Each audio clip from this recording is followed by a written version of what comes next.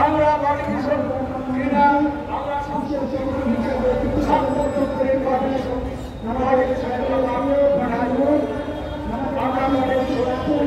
যদি শাসনতন্ত্রের আগামী 7 দিনের মধ্যে এই রিপোর্ট প্রদান না করে তবে তা অনুসরণ করবো এবং আমরা শাসনতন্ত্রকে খেয়াল করবো এবং ইউনাইটেড আগামী 7 আমি আমার বক্তব্য এখানে শেষ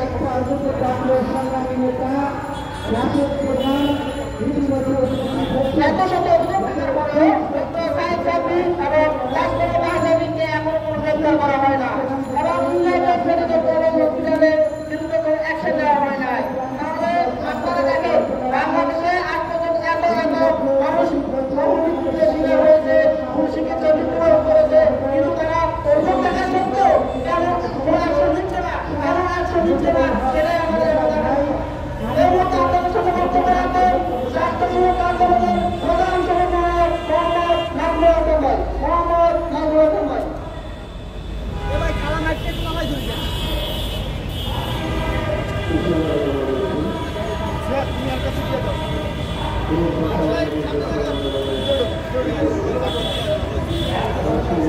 নাজমুল ভাই এটা একটু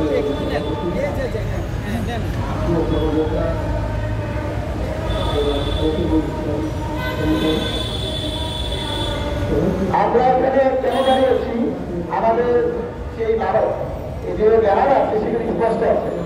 আমরা যদি কিছু প্রশ্ন রাখতে চাই, ইউনাইটেড হসপিটাল কি স্বাস্থ্যমন্ত্রীর চেয়ে বেশি পাওয়ারফুল?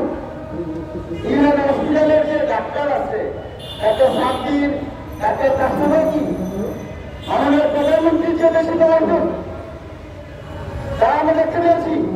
স্বাস্থ্যমন্ত্রী বলেছিলেন যে শিশু আয় হত্যা কিছুটি প্রধানমন্ত্রীর দৃষ্টিগোচর হয়েছে, প্রধানমন্ত্রী নির্দেশনা দিয়েছেন যারা এই হত্যাকাণ্ডের সাথে জড়িত অভিযুক্ত ডাক্তার যারা আছে তাদের বিরুদ্ধে দ্রুত ব্যবস্থা নেওয়া হবে।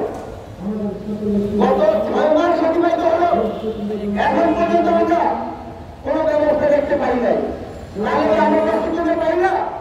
ইউনাইটেড হসপিটাল প্রধানমন্ত্রীর চেয়েও বেশি ক্ষমতাশালী, ইউনাইটেড হসপিটাল স্বাস্থ্যমন্ত্রীর চেয়েও বেশি ক্ষমতাশীল। আমরা দেখতে পেয়েছি মহামান্য হাইকোর্ট বলেছে যে শিশু আইন হত্যার সাথে ডাক্তার তাসলিমা মেহরাবি ডাক্তার সাব্বি তাদের স্পষ্ট বেড়েছিল। স্বাস্থ্যমন্ত্রী আমরা দেখতে পেলাম, আমরা বলছি এই প্রেস ক্লাবে দাঁড়িয়েছিলাম, তারপর দেখতে পেলাম স্বাস্থ্য অধিদপ্তর সেই ইউনাইটেড হসপিটাল সিঙ্গারা বেরিয়েছে। পরবর্তীতে আমরা দেখতে পেয়েছি সেই হসপিটাল এখন এদার্সে চলছে। যেই হসপিটাল ঢাকার প্রাণকেন্দ্রে গঠিত একটা হসপিটাল গত 3 বছর যাবৎ অবৈধভাবে পরিচালিত হচ্ছে। ঢাকার প্রাণকেন্দ্রে গঠিত একটা হসপিটাল ইউনাইটেড হসপিটাল